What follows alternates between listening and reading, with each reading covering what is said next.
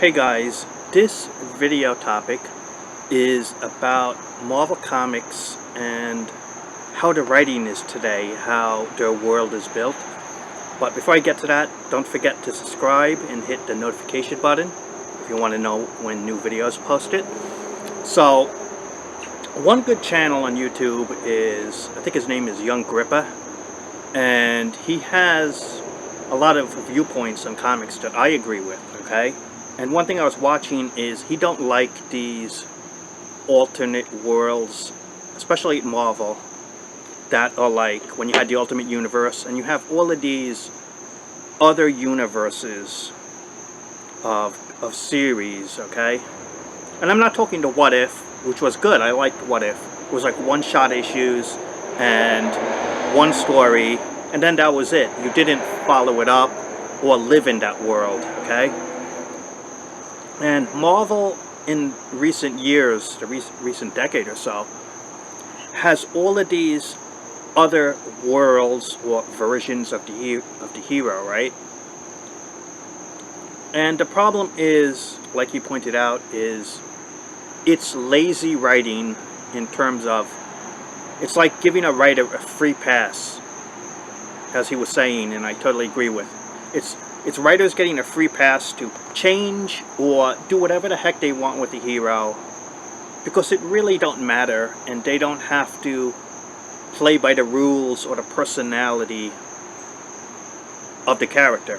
In other words, a good writer could make a good story with the character and play by those characters' rules, their world, their personality, and not change it.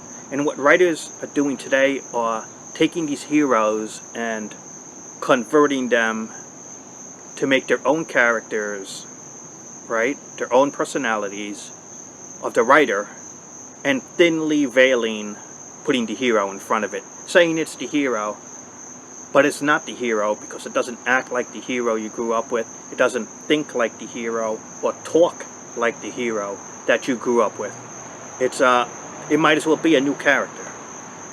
And it's so true, you know. A lot of these writers publishing comics today for Marvel, okay? It seems like when I've tried their books, another reason that has been a turnoff from even buying modern comics is it doesn't read like the personality and the character that I grew up with. It doesn't read like the 1980s or the 1990s even, much less the 1960s versions of the characters. It reads totally different. It reads totally like it's a different character, just wearing the skin of the hero that it's supposed to be. But it's not the character that you grew up with, okay?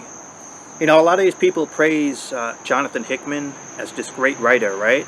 And from the samples of his work that I've seen, I'm not impressed. It doesn't read like the characters I grew up with, the way he portrays characters. It doesn't read like that. And the ideas don't seem to fit what should be the character. So even the new ideas don't really fit that world. And then they praise this guy Tom King, I think, in Batman. I've not read the issues, but from the stuff I've read and the storylines he's doing, it's that he doesn't understand Batman. He's letting Batman get beat down the whole time, letting all the villains run the show, and it's like, it's not Batman. Do you really want to? And that was one thing that I think was his name, Scott Snyder did, is Batman is beat down the whole time by the Batman who laughs, and the hero is beat down the whole time, and it's like, oh, and the hero gets a victory at the end, right? But that's not good writing if all you're doing is beating down the hero and you're paying $4 an issue, and at the end it's to be continued, part 2, and then part 2 the hero is more beat down, and again the bad guy is triumphing, and it's like, you really want to spend $8 and the hero is all he's doing is getting beat up? This is writers today. This is how they're plotting issues, okay? Occasionally in the Silver Age, yes, the hero did get beat down, but for one issue. And then the second issue, they recovered. And usually the battle was over by the third issue or the second issue. You don't beat down the hero 2 or 3 issues in a row and then say this is entertainment. It's not a fulfilling experience, and a lot of writers are doing that today to the heroes. For Marvel and DC, they think deconstructing the hero is the in thing when that in thing has been out since the 1980s. They're living off the Frank Miller Batman ideas, and they're living off the Frank Miller Daredevil ideas. And it was great for back then, but you would think with today's writers, you would think of new ideas to move beyond what Miller made, and instead of copying him and being a cheap imitation.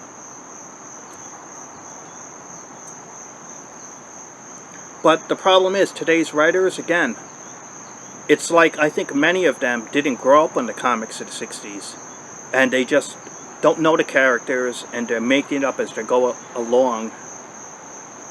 And it's like, you see, back then in the 60s and the 70s, even the 80s, the writers were like schooled or were assistant editors, or they really knew the characters before they got the job. They knew how to tell a comic story before they got the job, right? But today's writers, many of them don't seem to know comics, or maybe they've not written for comics before. Or what I really hate is when they say, oh, we're portraying it like a movie, or they're trying to make some type of TV or movie deal just to sell it, or they're bringing in some rejected Hollywood script, okay, that Hollywood rejected, and so they convert it to a comic book. Or when they say comic books are research and development for movies. You know, that's insulting. I never liked those ideas, because comic books are a special art form that can do things that movies and TV cannot do. Just like movies can do things with comic characters that comic books cannot portray correctly or portray as good, there are certain things in comic books that the other art forms and entertainment cannot duplicate. It's a unique style. And to say, well, I'm just making this to pitch for a movie idea, and that's how I'm structuring the comic. Or to say, well, since Hollywood didn't want that script, I might as well get paid and convert it to a comic. I think that's kind of just insulting. You know, I think comics deserve more respect as an art form and as literature than to be treated that way as research and development. And, but that's what you see a lot of, you know. One reason, again, that Marvel has not thrived, and you just gotta look at the industry numbers, okay? It's pretty rare for 100,000 copies to sell. One reason is they let the writers take charge of the comic books at Marvel. And name me the big name writers who sold 1 million copies on name value alone. There's not many. Even in the heyday of the 1990s, it was not the writers who were selling hundreds of thousands or millions of copies just based on their name value. Even the best writers. It was the artists.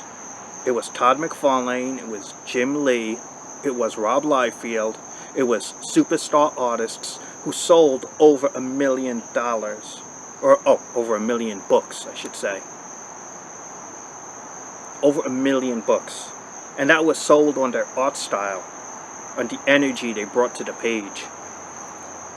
If comics are to improve, I think what you have to do is stop letting the writers be in control of the destiny of these heroes and try to get the great artists of today, or to find them and run with their ideas. Let them at least have 50-50 share in terms of plotting and in terms of making decisions.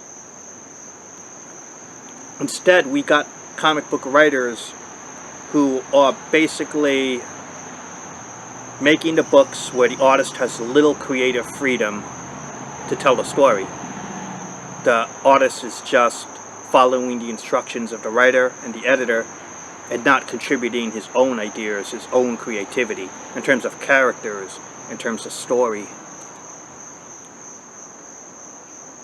And to be 100% honest, I see a lot of art, when you just check the aisles or browse the racks, that looks subpar, that doesn't look as polished and professional at the level it should be. You know, compare John Byrne in his heyday, okay? Again, Jim Lee, okay? Compare artists, again, like Todd McFarlane. Compare artists of this caliber, and then compare that to some of the books you're paying $4 for, and look at the art. Really look at it. Some of it seems dull. Some of it has no energy. It seems uninspired. It seems like it's just going through the paces. And then you wonder why the comic industry, why people have left, and why it's down. You have art that doesn't energize the reader or grab the attention. You have writing that is not true to the characters. And you have storylines pandering to social issues that only turn off readers. And then the industry wonders why comic books are a mess, why sales are low, why no one is buying. That's your answer. Okay? So, thanks for watching. Subscribe, notification, comment, and talk to you later.